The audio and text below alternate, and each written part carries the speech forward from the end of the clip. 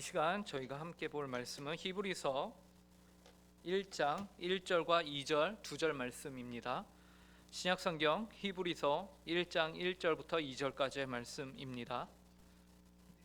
신약 353쪽에 있습니다.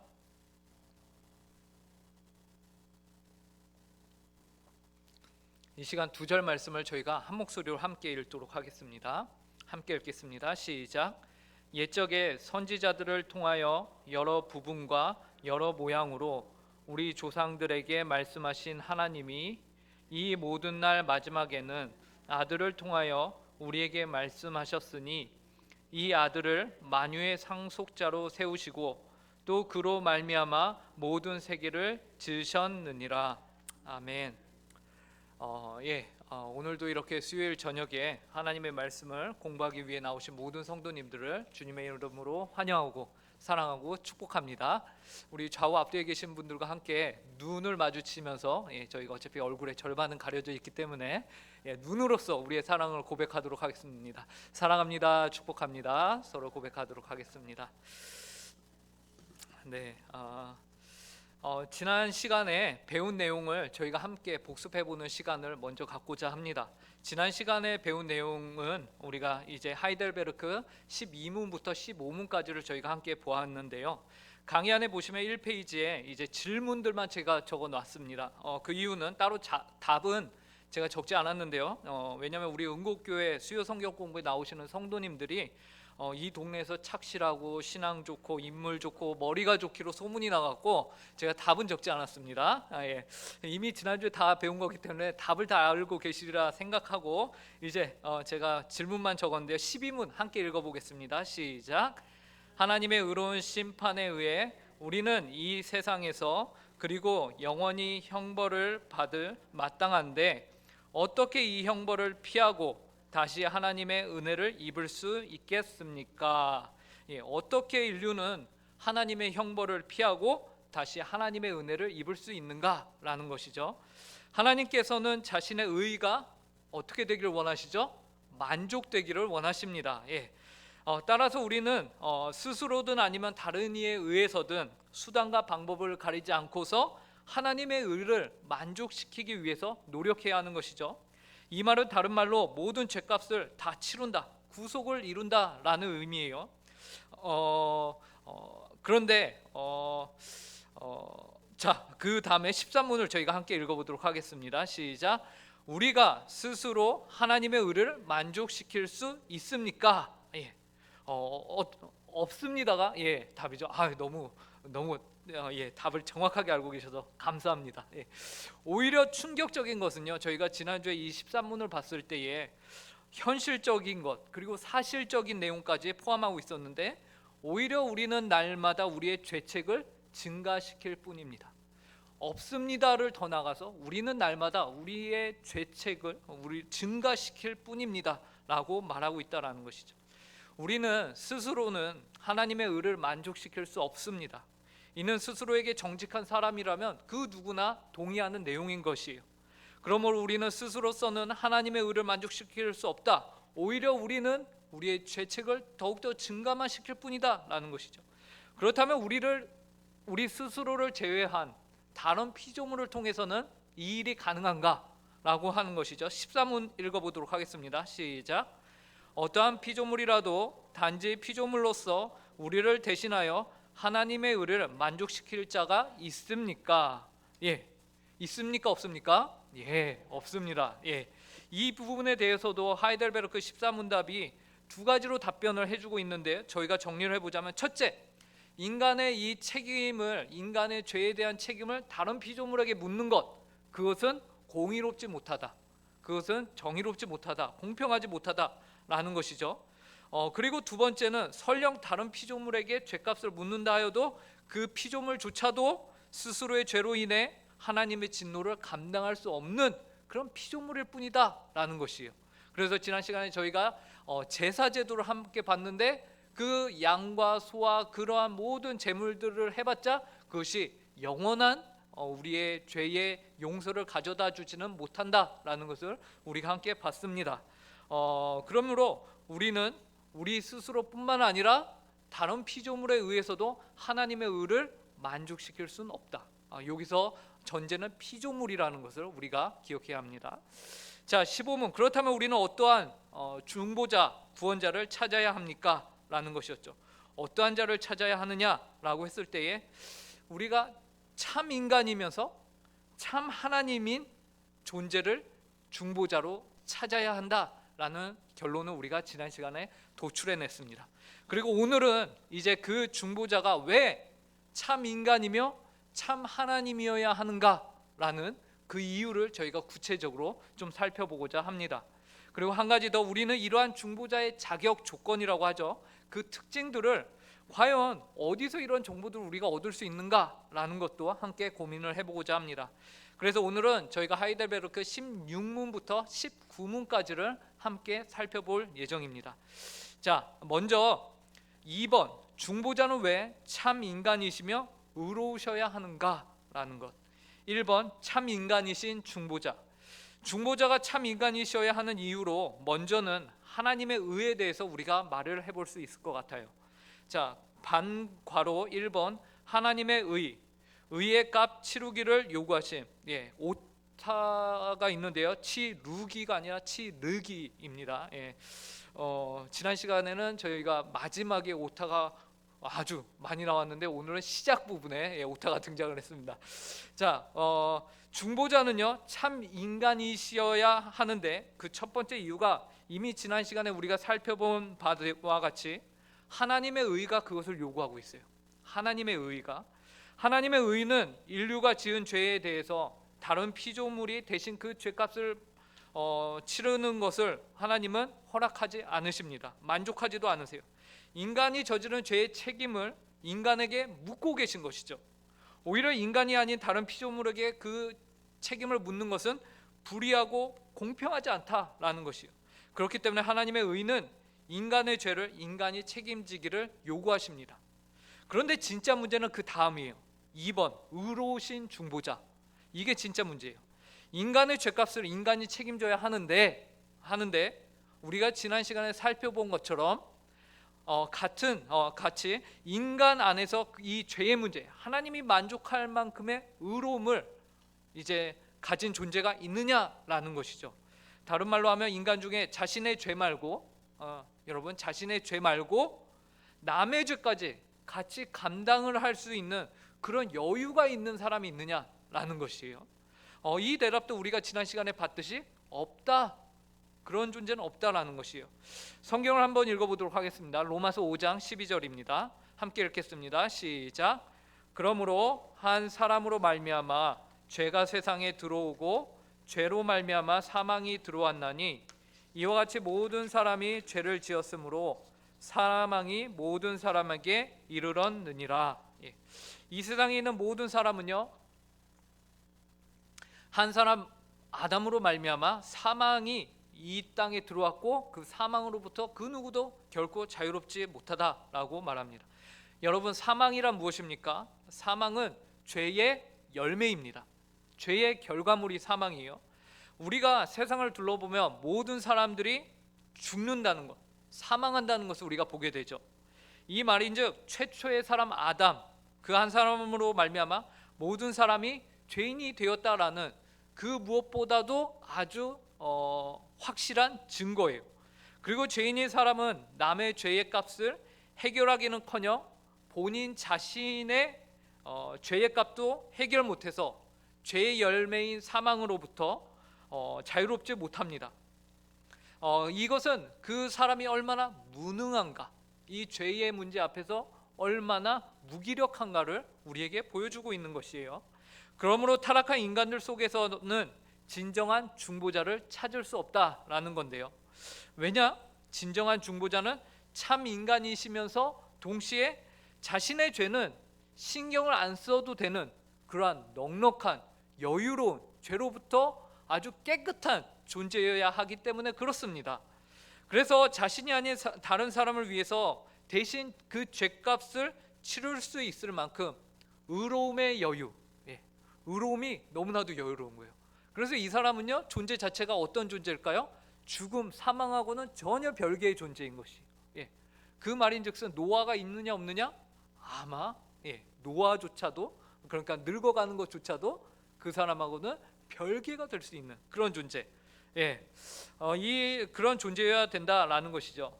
히브리서 5장 7절부터 9절을 저희가 함께 읽어보도록 하겠습니다. 시작. 그는 육체에 계실 때에 자기를 죽음에서 능히 구원하실 이에게 심한 통곡과 눈물로 간구와 소원을 올렸고 그의 경건하심으로 말미암아 들으심을 얻었느니라. 그가 아들이시면서도 받으신 고난으로 순종함을 배워서 온전하게 되셨은즉 자기에게 순종하는 모든 자에게 영원한 구원의 근원이 되시고.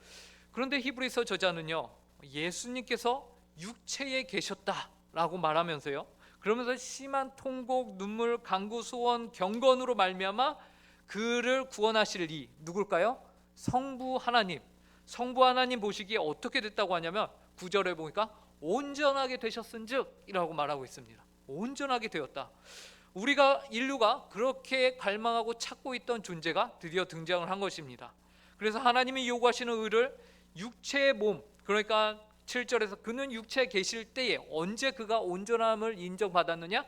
육체에 계실 때에, 예수 그리스도가 육체에 있을 때에 하나님으로부터 온전함을, 우리가 그렇게 찾고 있던 흠이 없는 인류가 드디어 발견이 된 것이죠. 인간으로서 최초로 하나님이 만족하시는 정도의 의로움을 가진, 의로움의 여유를 가진 존재가 있는 것이에요. 그리하여 자기에게 순종하는 모든 자에게 영원한 구원의 근원이 되신다라고 히브리서 기자가 적고 있습니다. 이러한 내용을요, 하이델베르크 요리문답 16문에서 이렇게 말하고 있습니다. 함께 읽겠습니다. 시작. 중보자는 왜 참 인간이고 의로운 분이셔야 합니까? 하나님의 의는 죄인은 인간이 죄값 치르기를 요구하나 누구든지 죄인인 삶으로서는 다른 사람을 위해 값을 치를 수 없기 때문입니다. 중보자는 참 인간이고 의로운 분이셔야 합니다. 왜냐하면 누구든지 죄인으로서는 다른 사람을 위해 값을 치를 수 없기 때문에. 누구를 제외하고요? 바로 예수 그리스도를 제외하고서는요. 자, 그런데 중보자는요, 단지 사람이며 의로우면 다 되냐? 근데 그렇지도 않아요. 그것도 아닙니다. 동시에 또 무엇을 요구하냐면요, 중보자는 참 하나님이셔야 합니다. 자, 3번, 중보자는 왜 참 하나님이셔야 하는가? 1번, 하나님의 진노의 짐을 감당하심. 중보자가 참 하나님이셔야 하는 이유는요, 그분이 하나님의 진노의 짐을 감당하셔야 하기 때문입니다. 하나님의 진노의 짐, 여러분 어떻게 생각하십니까? 하나님의 진노가, 그러니까 진노의 짐을 이제 죄인에게 쏟아 부으시는데 그 크기, 그 무게, 그 고통, 그 아픔, 그러한 것들이 다 어느 정도일까요? 한 1년 버티면 될까요? 영원입니다. 무한대의 진노예요. 무한대의 심판이고 무한대의 진노입니다. 그렇기 때문에요, 일반 사람이 만약에 이것을 감당한다면은 감당할 수 있을까요, 없을까요? 감당할 수 없는 진노입니다.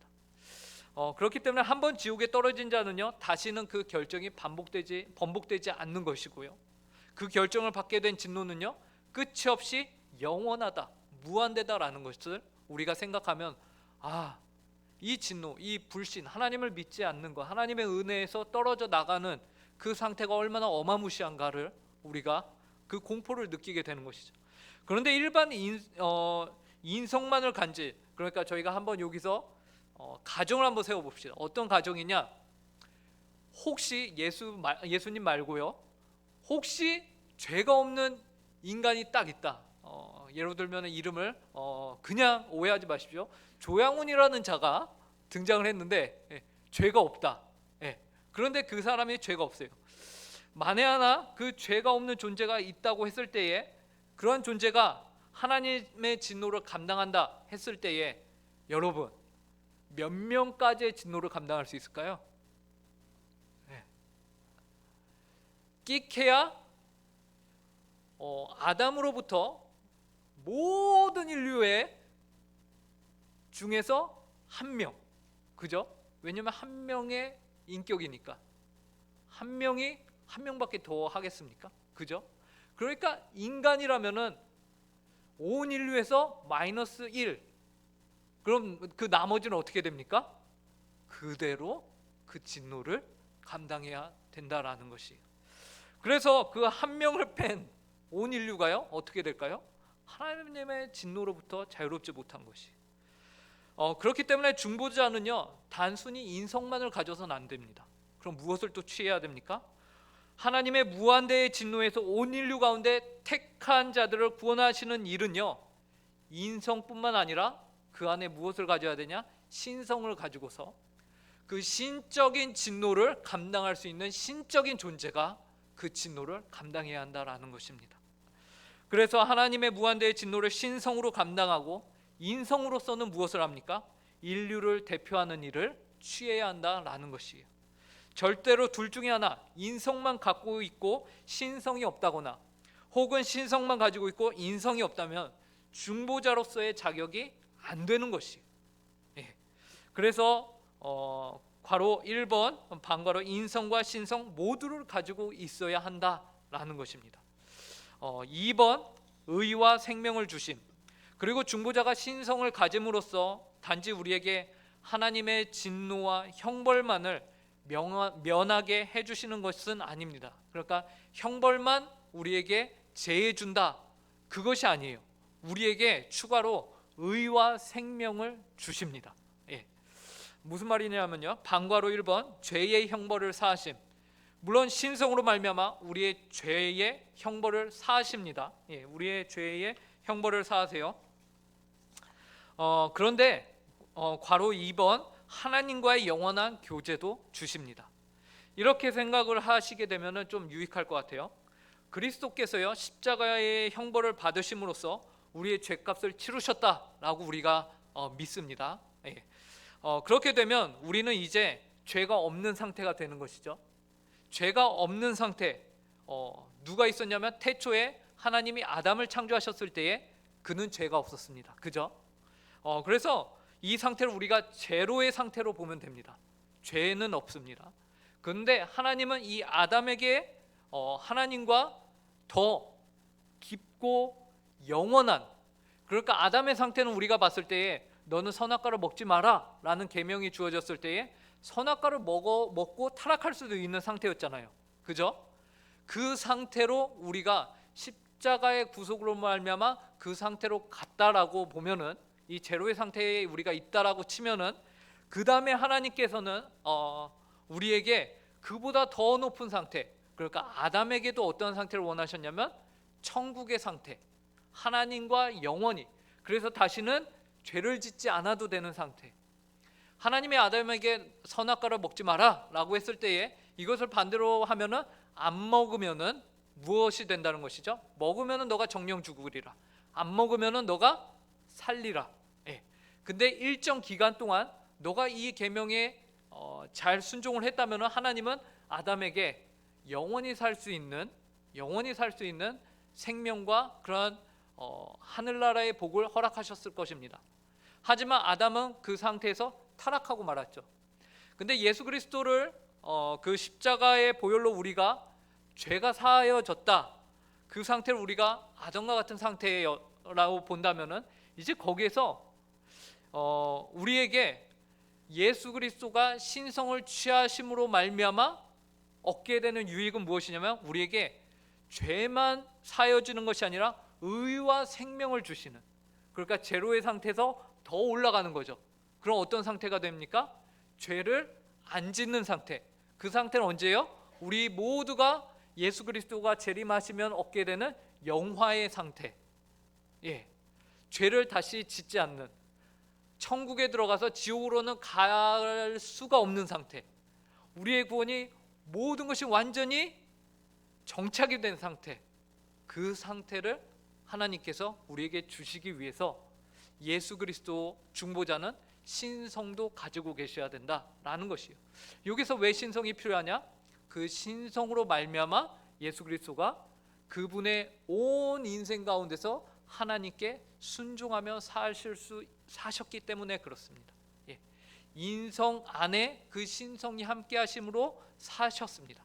그 모든 율법을 충만케 이루신 것입니다. 그래서 이 상급을 받기 전에는 우리는 다시 죄를 지을 수 있는 상태였는데 이제는 우리는 죄를 지을 수 없는 상태가 되는 이러한 은혜를 우리에게 허락하시는 것이죠. 로마서 5장 18절을 함께 보도록 하겠습니다. 함께 읽겠습니다. 시작. 그런즉 한 범죄로 많은 사람이 정죄에 이른 것 같이 한 의로운 행위로 말미암아 많은 사람이 의롭다 하심을 받아 생명에 이르렀느니라. 하이델베르크 요리문답 17문도 저희가 함께 읽도록 하겠습니다. 시작. 중보자는 왜 동시에 참 하나님이셔야 합니까? 그의 신성의 능력으로 하나님의 진노의 짐을 그의 인성에 짊어지시며 또한 의와 생명을 획득하여 우리에게 돌려주시기 위함입니다. 이처럼 중보자는 참 의로우신 인간이심과 동시에 하나님이셔야 합니다. 이 하나님과의 영원한 교제에 대해서 이제 좀 설명이 여러분들이 좀 어려우셨던 건 아닌가 걱정이 되긴 하는데요. 자, 다음 넘어가 보도록 하겠습니다. 4번. 누가 그러한 중보자이신가? 라는 것입니다.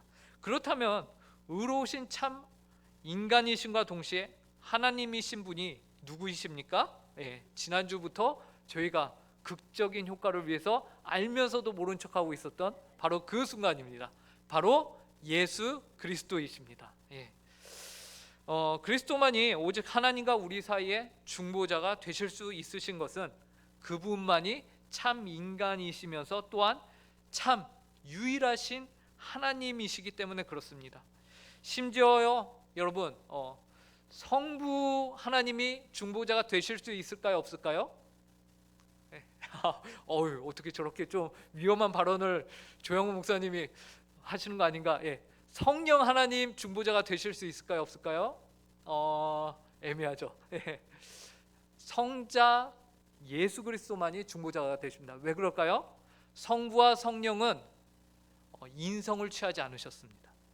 성자 예수 그리스도만이 인성을 취하심으로써 참 인간이면서 참 하나님이시기 때문에 성자만이 중보자가 되십니다. 성부와 성령은 이런 의미에서는 중보자가 되실 수 없으신 것이죠. 디모데전서 2장 5절 박스 안에 있는 말씀을 저희가 함께 읽어보도록 하겠습니다. 시작. 하나님은 한 분이시요 또 하나님과 사람 사이에 중보자도 한 분이시니 곧 사람이신 그리스도 예수라. 이 사실을 하이델베르크 요리문답 18문답은 다음과 같이 고백합니다. 함께 읽겠습니다. 시작. 그러나 누가 참 하나님이시며 동시에 참 인간이고 의로우신 중보자입니까? 우리 주 예수 그리스도 즉 하나님께로서 나와서 우리에게 지혜와 의로움과 거룩함과 구속함이 되신 분입니다. 고린도전서 1장 30절은 제가 읽겠습니다. 너희는 하나님으로부터 나서 그리스도 예수 안에 있고 예수는 하나님으로부터 나와서 우리에게 지혜와 의로움과 거룩함과 구원함이 되셨으니. 그래서 예수 그리스도만이 오직 하나님과 우리 사이에 유일한 중보자가 되신다라는 것입니다. 그런데 몇몇 역사 가운데 똑똑한 사람들, 그런 사람들이 이제 어떻게 합리적으로 생각을 하는 거죠. 어떻게 인간이면서 신이 하나님이 될 수 있는가라고 딴지를 걸기 시작했습니다. 나름 합리적이다라고 생각을 했을 거예요. 그래서 참 하나님 대 참 인간이라고 이제 절대 두 가지를 우리가 생각하는 식으로 받아들일 수가 없는 겁니다. 하나님이면 하나님이지 어떻게 인간이냐, 인간이면 인간이지 어떻게 하나님이냐, 그게 말이 안 된다라고 말하는 겁니다. 그래서 이 사람들은요, 둘 중에 하나를 강조하기 시작합니다.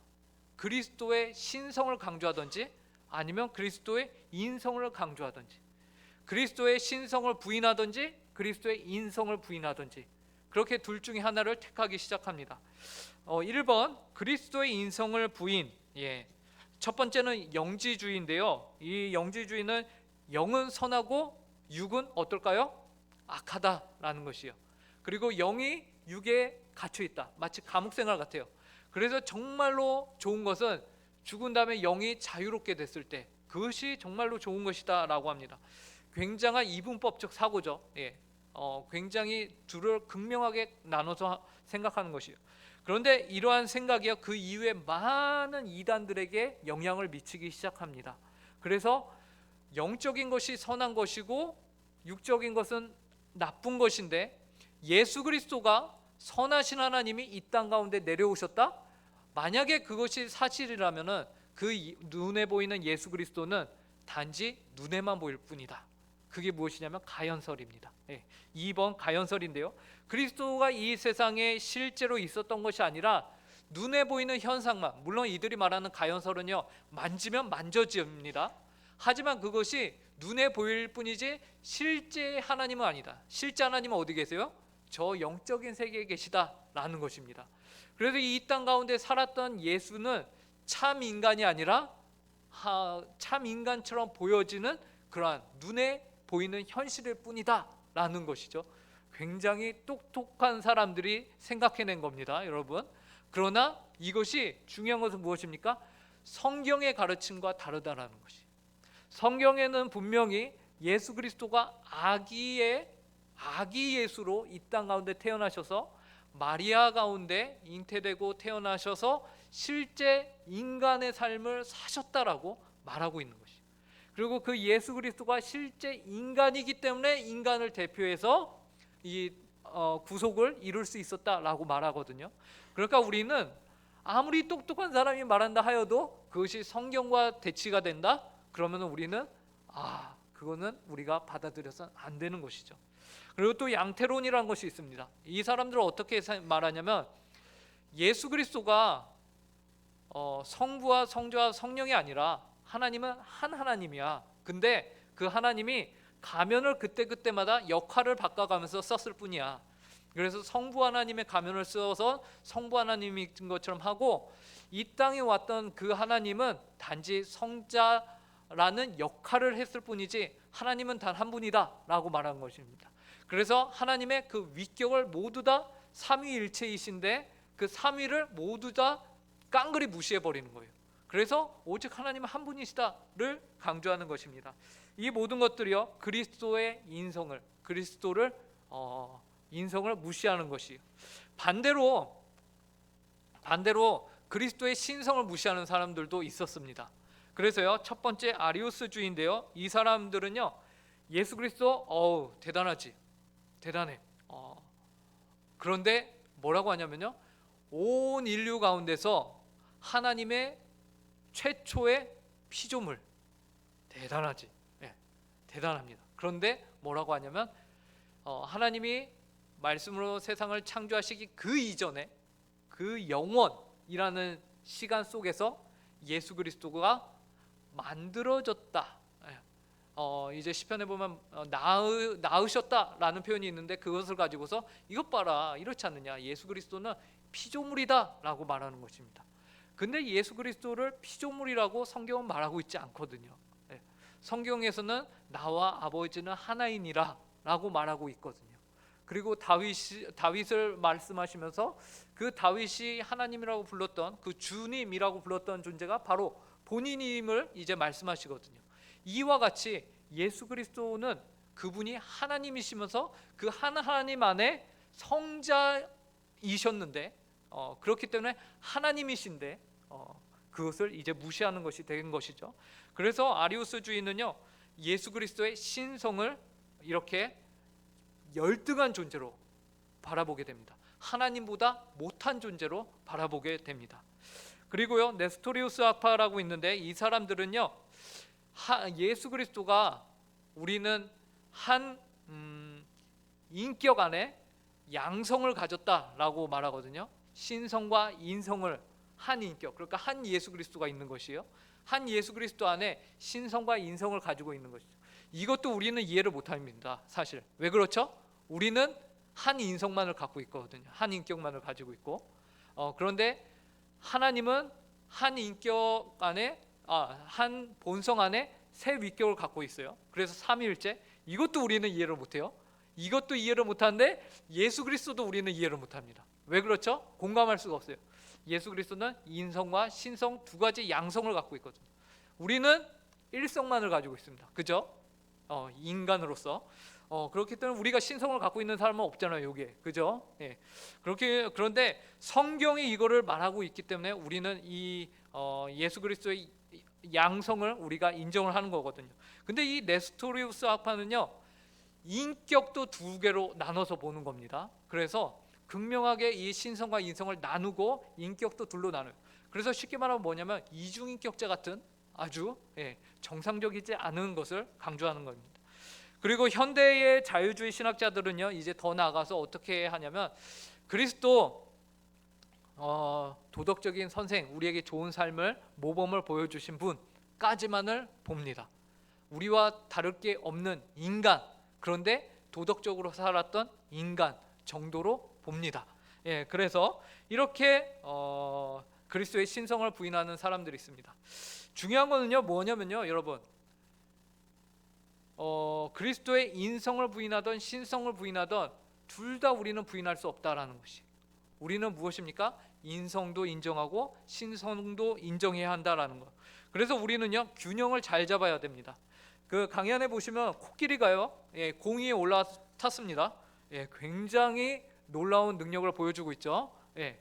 어떻게 이게 가능하냐? 균형을 잘 잡기 때문에 그렇습니다. 신앙은요, 한편으로는 균형 싸움입니다. 우리가 어느 쪽으로 치우치면 안 되는 거예요. 우리가 그렇다고 예수 그리스도가 그러면은 신성과 인성이 50대 50 절반이냐? 이것도 아닙니다.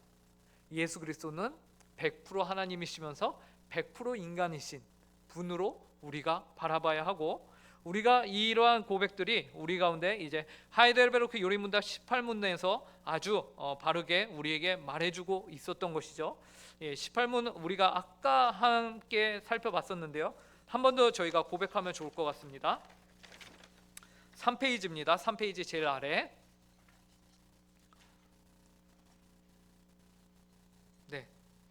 함께 읽겠습니다. 시작. 그러나 누가 참 하나님이시며 동시에 참 인간이고 의로우신 그 중보자입니까? 우리 주 예수 그리스도 즉 하나님께로서 나와서 우리에게 지혜와 의로움과 거룩함과 구속함이 되신 분입니다. 그래서 우리는 이 고백을 우리의 마음 가운데 잘 간직해야 할 필요가 있습니다.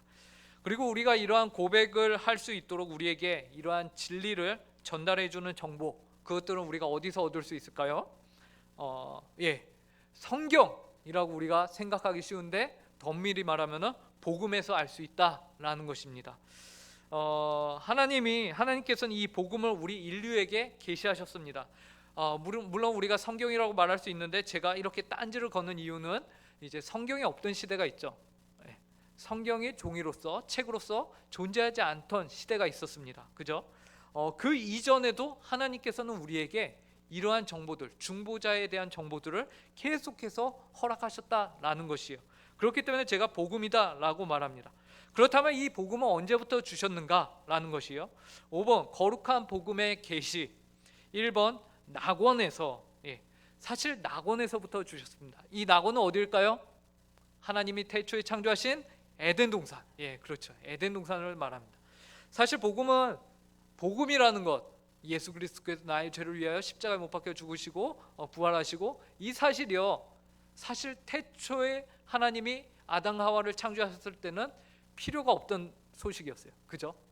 그 당시에 아담 하와는 죄인이 아니었거든요. 죄인에게 필요한 것이 복음입니다. 그런데 아담 하와는 죄인이 아니었기 때문에 이 복음이 필요치 않았어요. 그런데 이들이 이제 범죄하기 시작하면서 그 다음에 이제 바로 하나님이 취하신 행동이 무엇이냐면 이들에게 복음을 허락하신 것입니다. 바로 그 장소, 바로 그 범죄의 현장인 낙원에서 하나님이 바로 즉시로 이들에게 복음을 허락하셨어요. 창세기 3장 15절인데요, 저희가 함께 읽어보도록 하겠습니다. 강의한 5페이지에 있습니다. 함께 읽겠습니다. 시작. 내가 너로 여자와 원수가 되게 하고 내 후손도 여자의 후손과 원수가 되게 하리니 여자의 후손은 내 머리를 상하게 할 것이요 너는 그의 발꿈치를 상하게 할 것이니라 하시고, 여기서 나오는 여자의 후손, 누굴까요? 네, 예수 그리스도입니다. 예. 처음에 아담과 하와는 예수 그리스도인 줄 알았을까요? 예, 몰랐습니다. 아마도 가인이 태어났을 때는 이 아들이 하나님이 말씀하신 그 사단의 머리를, 뱀의 머리를 직문갤 그 아들인가 보구나라고 생각했을지도 모릅니다. 그런데 이걸 웬일입니까? 그 가인이 인류 최초의 살인자가 될 줄 그 누가 알았겠습니까? 그죠? 그 다음에 이제 아벨도 아니고 셋인가? 라고 생각하고 있었는데 어쨌든 그렇게 인류가 쭉 흘러가게 되는 것입니다. 그리고 수많은 과정 가운데서 하나님은 계속해서 이제 거룩한 복음을 계시해 주시기 시작합니다. 2번, 그렇다면 이 낙원 이후에는 어떻게 계시를 하셨냐? 1번, 족장들과 선지자들을 통해서 선포하셨습니다. 예, 각 시대마다 아브라함, 이삭, 야곱 그러면서 12지파 족장들을 통해서 계속해서 하나님이 무엇을 하셨냐면 복음을 계시하셨습니다. 그리고 율법의 제사들과 다른 의식들을 통해서는 무엇을 하셨냐면 이 복음을 가르치셨습니다. 마치 이것이 이러한 의미를 갖고 있구나. 그 당시의 사람들은 온전히 몰랐는데 나중에 세월이 지나고 성경이 완성되고 그 성경을 연구하면서 사람들이 어떻게 됩니까? 하나씩 알아가고 깨달아가기 시작한 것이죠. 심지어요, 이 낙원 이후에 하나님이 이러한 방식, 족장들과 선지자들과 율법의 제사들과 다른 의식들, 구약 시대에 하나님이 이러한 일들을 하신 것은요 굉장히 큰 의미가 있습니다. 어떤 의미냐면 많은 사람들이요 율법과 복음을 대조시켜서 얘기하고 생각합니다. 그래서 그러한 시선을 가지고서 성경을 바라보죠. 그러면서 구약은 율법의 시대다. 그리고 그렇기 때문에 구약은 율법은 정죄의 도구로 역할을 한다라고 하고, 신약에 와서야 은혜의 시대가 열렸다라고, 신약이야말로 복음의 시대다라고 말합니다. 그런데 보니까 하나님은요 낙원에서부터 이 구약 때서부터 무엇을 계속해서 제시했던 겁니까? 복음을 제시했던 거예요. 신약에 와서야 복음의 시대가 아니라 이미 구약 범죄한 그때부터 하나님은 온 인류를 향해서 복음을 계속해서 계시하고 계셨던 것이, 계속해서 보여주고 계셨던 것입니다. 그러므로 우리는 무엇을 생각해야 되냐면 여기서도 다시 한번 균형 잡기.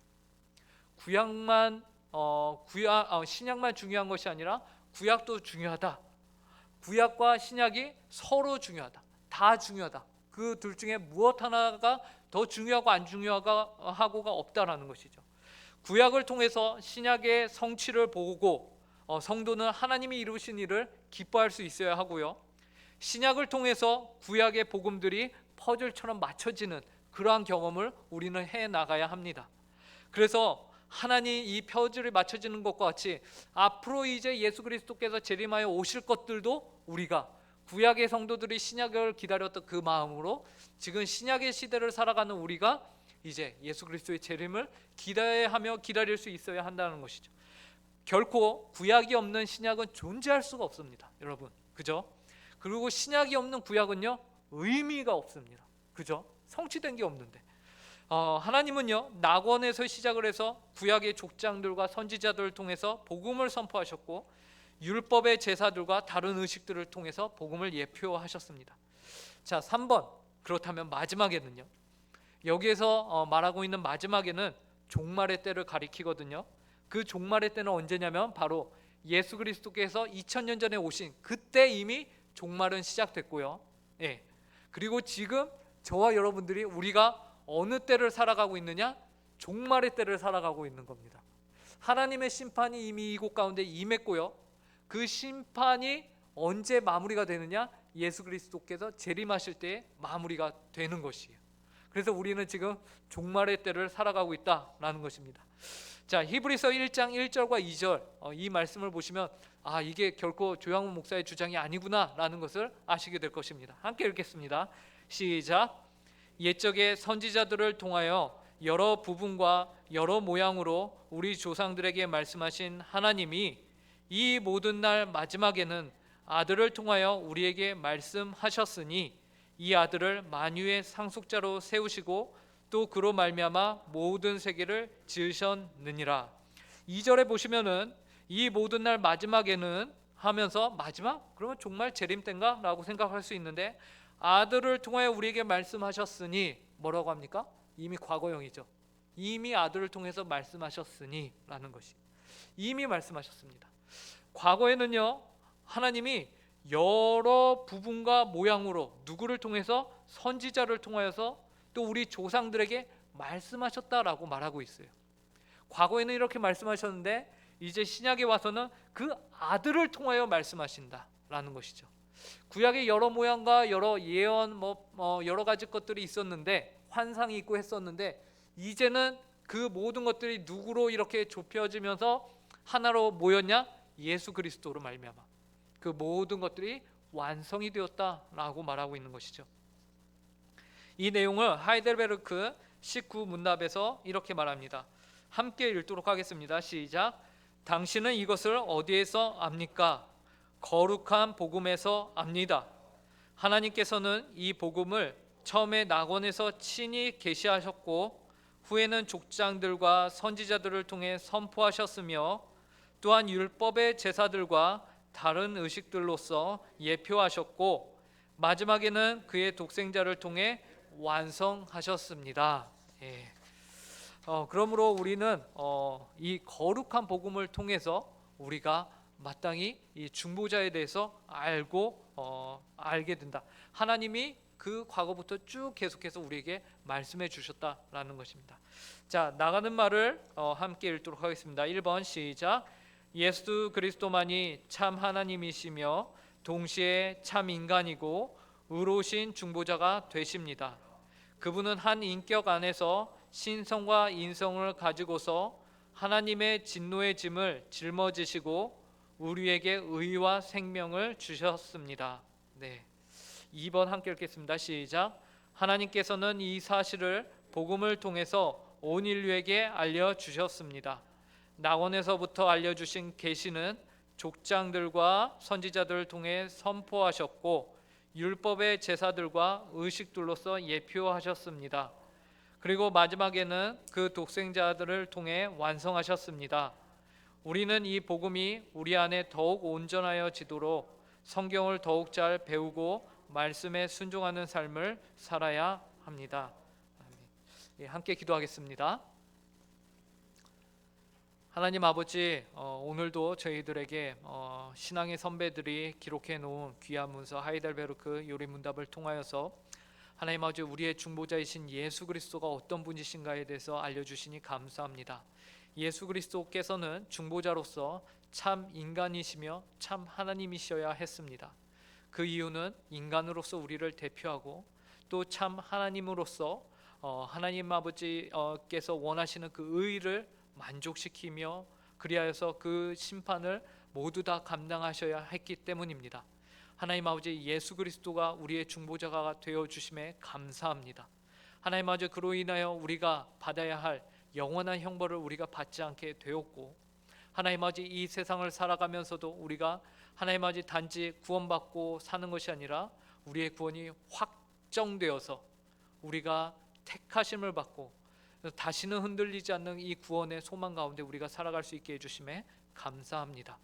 하나님 아버지 우리에게 주어진 이 삶을 이제는 우리가 하나님을 영화롭게 하는 삶으로 더 하나님 아버지 겨우 구원받고 사는 삶이 아니라 하나님의 영광에 합당한 주님의 자녀로서 합당한 삶을 살아가는 저희들이 될 수 있도록 성령의 충만함으로 늘 저희 가운데 함께하여 주시옵소서. 하나님 저희는 연약합니다. 저희는 부족합니다. 그리고 저희는 여전히 하나님 아버지 보시는 바와 같이 하나님은 저희의 모든 것을 다 알고 계십니다. 하나님 그런 하나님 아버지 앞에 저희가 하나님 있는 척하지 않게 하여 주시고 저희가 매 순간 하나님을 온전히 의지하며 하나님만을 붙들며 사는 참 신앙인이 될 수 있도록 은혜로 허락하여 주시옵소서. 남은 한 주도 주님의 은혜 가운데 살기를 간절히 구하오며 이 모든 말씀 예수님의 이름으로 기도합니다.